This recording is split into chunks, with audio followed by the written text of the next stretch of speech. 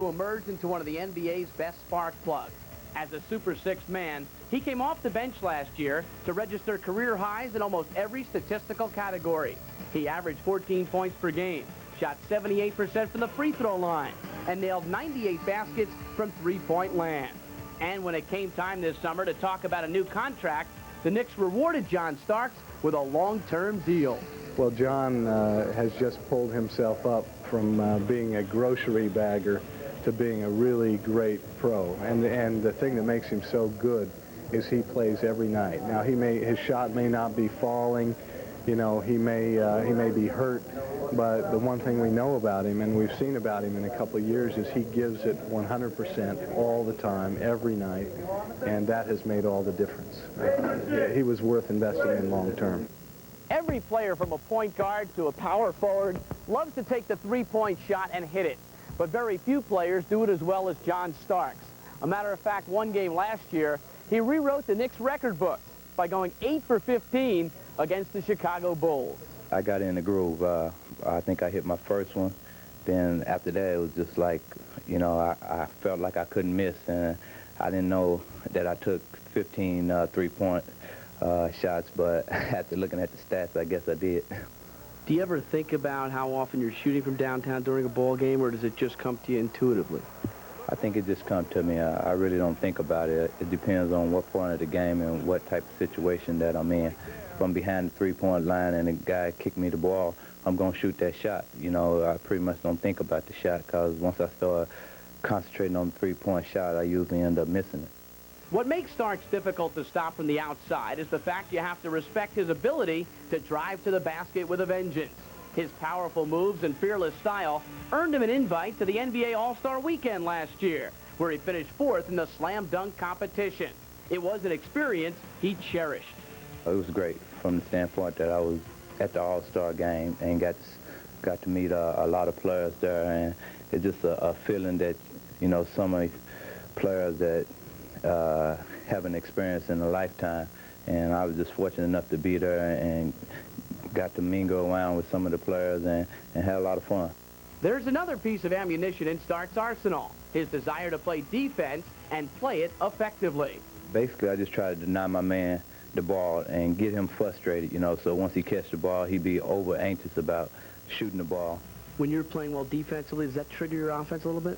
No question. You know, that's the type of player I've been all my life, you know, defense first, offense second. And defense seemed to generate a lot of energy in me. Once I make a great play, I like to go down and complete it with a good offensive play. Fearless on offense, dogged on defense. Oh, yes, and another word to describe John Starks' approach to the game: unselfish. Just listen to his goals and expectations for this year in New York. My final goal, foremost, is to win a championship. I think Patrick deserves it more than anyone. He's been in the league with New York Knicks for 7, 8 years, and that's my primarily goal, and to help my teammates be a lot better. You know, I know we have a good team, and I know that we can reach our peak as soon as the playoffs hit. And the Knicks hope that Starks' unselfish attitude is contagious, and the team can achieve those lofty goals. John Starks felt lucky with 7 three-pointers off the bench for 26 points. And New York had risen to another challenge, turning back Atlanta by 5. Coming up, the number 3 seed. Haven't lost in Atlanta very often. And Starks, after a poor shooting night the prior night against Orlando, came back strong. I mean, he really came on with his long-range shooting. Everybody was looking for him, and Starks, with the quick release, was on target throughout. Note the follow-through on John Starks' form after he let that one go. And Larry Johnson also late in the game looked for John when he got positioned down low, and Starks continued this barrage of three-point shooting. On April 5th, it was a very big night, and 7 of 12 from three-point range set it all for John Starks. And as you mentioned, Mark, he came off a sensational game in a very important game for the Knicks the other night in Indiana. He almost did it all by himself. John Starks starts to heat up. Starks sounds like sparks, and they were flying here. The long jumper does it again. How about a three-pointer, far corner, got it, and then a jumper from the top of the wheel. Oh, John heating up. 60. Starks, what a pass! points tonight.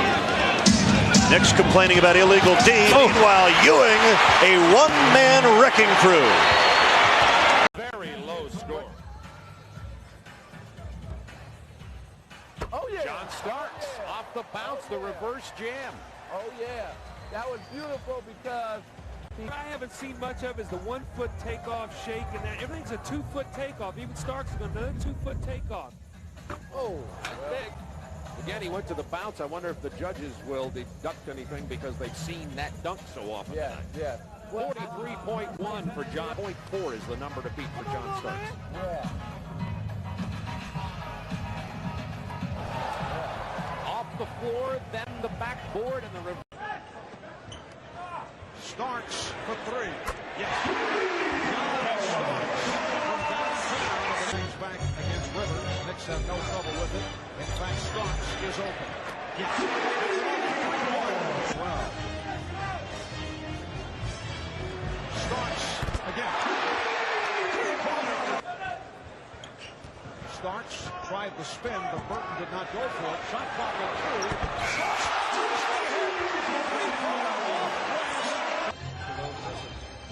Starks for three.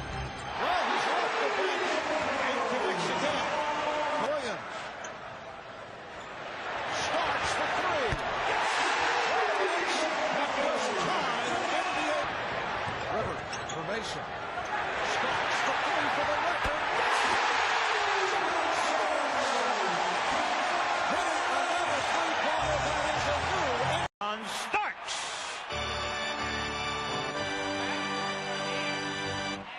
During the 96-97 season, John averaged 13.8 points, 2.8 assists, 2.7 rebounds, and over a steal a game, while coming off the bench in 76 of the 77 games in which he played.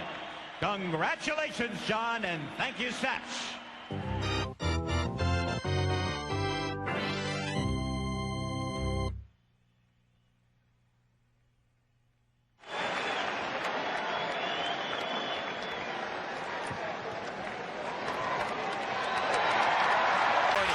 Starks for three, and he buries his seventh. One off the record set by Dan Marley in a playoff game. We sound like a broken record.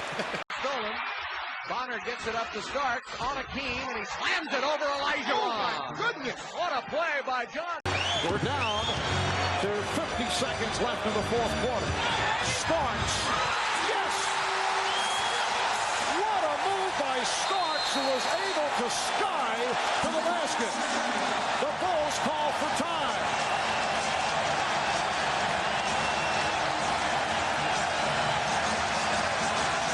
With 47 seconds remaining in the fourth. Here it is. B.J. Armstrong expects help now. He's looking around. He gets picked off. No help comes, and Starks goes. Oh, so big. And look who was at the top. None other than Michael Jordan. And he couldn't do anything about it. What a spectacular move. That's as Jordan-like, Marv, as any other player in the NBA can get. He continues to do an excellent job defensively when matched against Michael Jordan.